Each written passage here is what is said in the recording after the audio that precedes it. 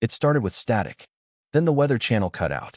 And when I lost contact with dispatch during a blistering heat wave, I knew someone had tampered with the wrong frequency and the wrong person.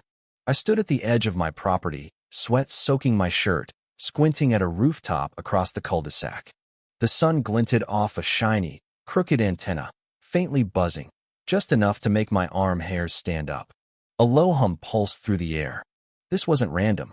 "You've got to be kidding," I muttered, pressing the walkie on my belt. "Control. This is station lead to tech. You copy."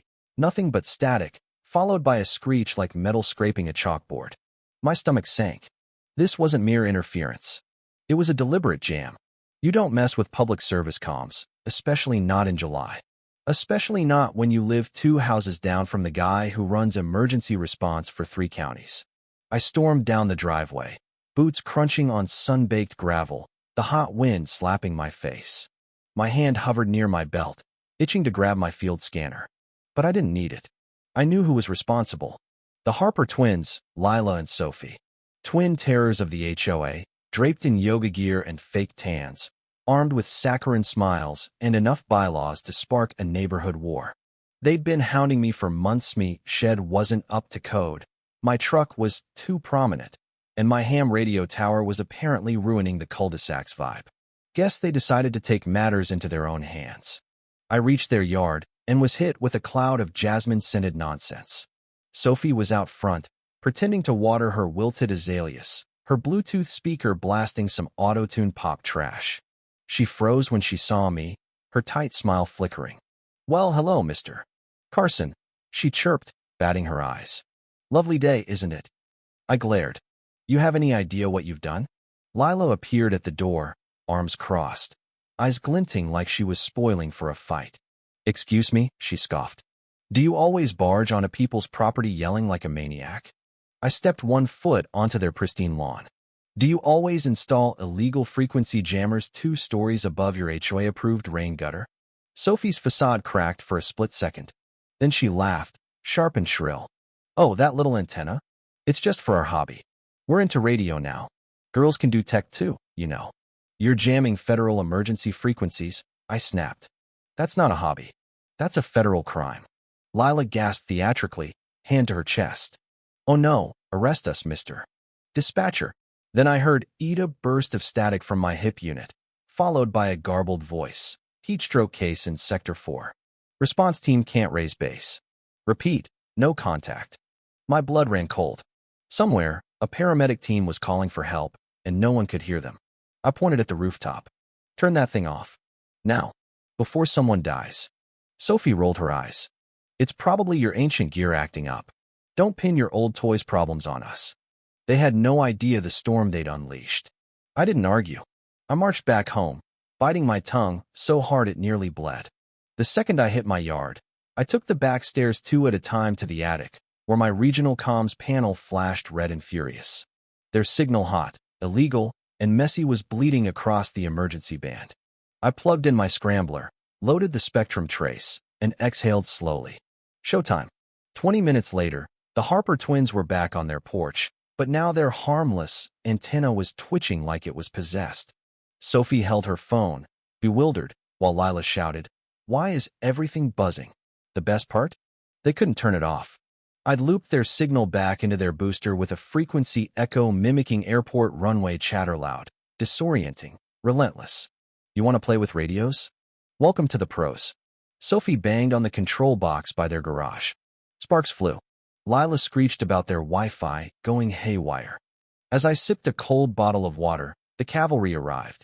2 black FCC SUVs, a county sheriff's cruiser, and my boss, Regional Director Mitchell, in full uniform. Sophie's face when she saw the FCC jackets was pure, unfiltered panic. Lila tried to bolt inside, but a deputy cut her off with the calm of someone who'd seen this show before. I leaned against my gate, arms folded, watching the chaos unfold with quiet satisfaction. The twins shouted, cried, denied everything, claimed I was framing them. Mitchell approached me, scowling behind his sunglasses. "You called it in? Got full trace logs and cross-channel bleed reports.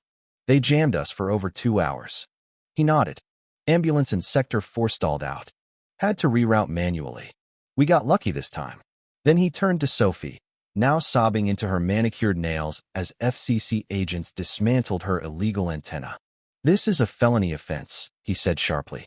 Interference with emergency operations. You'll be lucky if this stays out of federal court. We didn't mean it. Sophie wailed. We just wanted to block his ugly tower. He started it. Wrong move. Mitchell tilted his head. That ugly tower is part of your regional disaster response grid, approved under HOA exemption code 7B by the county because he's the one keeping your community intact during hurricanes. Silence. Lila's mouth opened, then closed. She looked like she might collapse. Then she pointed at me, shrieking, he hacked us. He reversed the frequency or something. That's illegal. My voice was low, sharp. I didn't hack you. I defended a critical communications channel from an illegal broadcast. Want to sue me for saving lives? Go ahead. I'm sure the court will love hearing how you tampered with a rescue grid because my tower clashed with your aesthetic. That shut them up. The agents packed up the gear. The antenna came down in a shower of sparks and humiliation. By dusk, the neighborhood was calm, a game bird song, rustling trees, and crystal-clear radio channels. A week later, I was sipping coffee on my porch when a black sedan pulled up to the Harper house. Two men in navy suits stepped out, clipboards and briefcases in hand, radiating legal consequences. Sophie answered the door in her robe, trying for confused innocency, a look that might have worked if she hadn't gone viral screaming about controlling the skies in a neighbor's video of the FCC raid. That clip had 300,000 views. Even my nephew sent me a meme of Sophie wielding a colander like it was radio armor. One suit handed her a packet. She skimmed it, then gasped loud enough to echo across the street. We're being sued. The second agent replied calmly, criminal interference and endangerment of public safety. A class action civil suit from emergency responders may follow. You've been served. Lila rushed out, clutching her tiny designer dog like it could save her. This is ridiculous. We didn't hurt anyone. No, I muttered to myself. But you could have. I watched them argue, cry, and flail. Their perfect suburban empire cracked like a flimsy lawn chair. Word spread fast. Neighbors who once kowtowed to the Harper twins now dodged them at the mailbox. HOA meetings got real quiet when they walked in. They'd lost their clout, their reputation, and soon, a whole lot more. The next month, the HOA voted them off the board entirely. Their punishment? Community service, court dates, and get this mandatory radio safety training led by me. When they slunk into my session, they couldn't meet my eyes. I clicked the slide projector and said, deadpan, today's topic, what happens when you mess with emergency frequencies and the wrong neighbor? They sat in silence. Sweet, federally enforced silence. Some folks never learn, but some Karens get schooled hard.